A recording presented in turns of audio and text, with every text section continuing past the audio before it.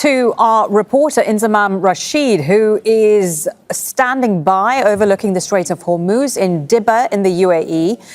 Good to see you, Inzamam. First, I want to ask you about those Iranian threats that were made against UAE ports yesterday. Do you have any updates? Have any of those ports been attacked?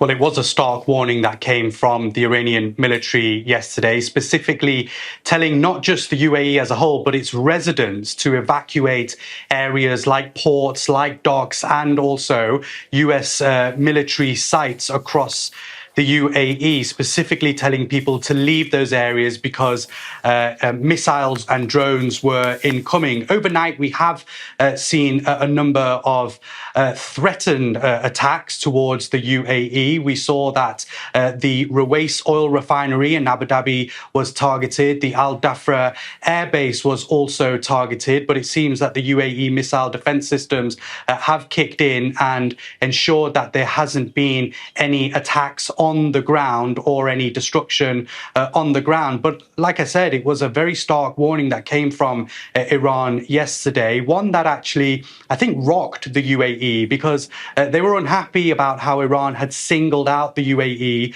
from the rest of the Gulf, suggesting that those attacks were coming. We saw in the early hours of yesterday a port in Fujairah, one of the largest ports in the world, was targeted by the Iranian military. On two occasions, there were two drone attacks to that port just a few kilometers south of where I am currently on the entrance of the Strait of Hormuz. And that's a very strategic port there because whilst the Strait of Hormuz remains closed, and we know around 20% of the world's oil usually passes through here, 20 million barrels a day, that specific port has been doing a lot of the heavy lifting. It bypasses the Strait of Hormuz. And so all the production, all the storage that goes on there has been incredibly important over the last couple of weeks. But after that huge attack yesterday, any production and any operations there have actually stalled. And still today, we can see smoke billowing out of a couple of fuel tankers which were targeted. But in terms of the UAE response, well, they've, like I said, been pretty angry over the last 24 hours for Iran singling out the UAE. We heard directly from the UAE president's diplomatic advisor, Anwar Gargash, and he said that there is no such UAE aggression on Iran and that the Iranian policy is confused, that their arm is misdirected and it's lost its compass. He also said that the UAE continues to prioritize reason and logic, maintaining restraint and seeking an exit for Iran in the region. I think that's a denial that there has been any UAE involvement on attacking Iran, not necessarily ruling out that perhaps the US have used bases in the country and the wider Gulf to actually target Iran, particularly that attack on Kaj Island, which we know has caused a lot of anger inside Iran and retaliation to the UAE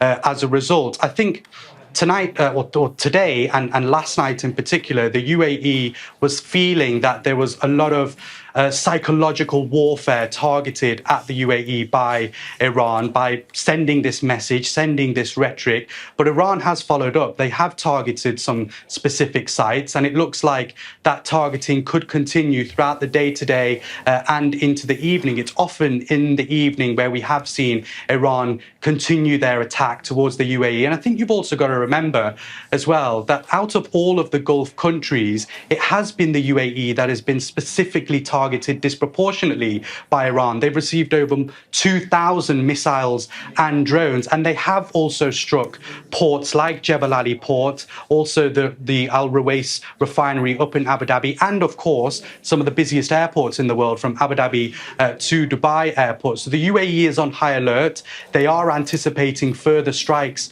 from Iran, and I think there is a real sense of anger within the UAE government that Iran is singling them out. Okay, thank you so much for your reporting. Inzamam Rashid reporting that from Dibba in the UAE.